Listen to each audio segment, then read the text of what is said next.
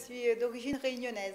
J'ai toujours été passionnée de décoration, les vieux fauteuils m'ont toujours plu, donc ça remonte à très longtemps, j'étais déjà assez jeune.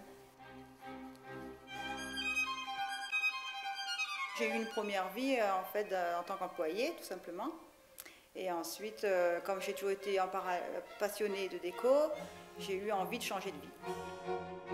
Il a fallu que je fasse une école de tapissier d'ameublement et j'ai été formée ensuite par un artisan d'art tapissier. Je rénove, je restaure tout type de fauteuil, de toute époque, de tout style, et de façon traditionnelle mais aussi moderne. Et aussi en parallèle, j'ai des créations, je fais des créations. Moi, je préfère faire du traditionnel parce que c'est quand même plus beau, c'est un beau travail.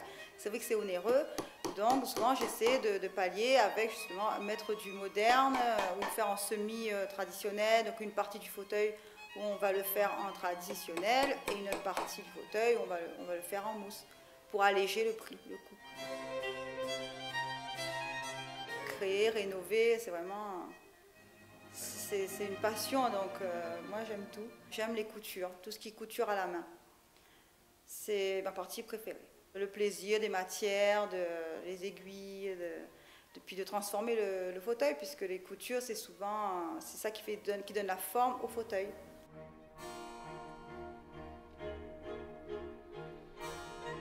Je reconnais beaucoup par mes dentelles. C'est un style romantique. Je reconnais mon style par ça, par les apports de dentelle ou de broderie sur les fauteuils. Il faut trouver le bon endroit pour que ça se voit, pour que ça soit en valeur, pour pas non plus que ça s'abîme avec le temps, pour que quand le client s'assoit, ça ne s'use pas à la première semaine. Il faut que ça dure dans le temps. Moi, je suis inspirée par le lin, le blé, tout ce mélange, et les inspirations viennent naturellement, tout simplement. Les tissus, mon choix, c'est beaucoup du lin. Toujours des couleurs très claires, très douces, et beaucoup de lin.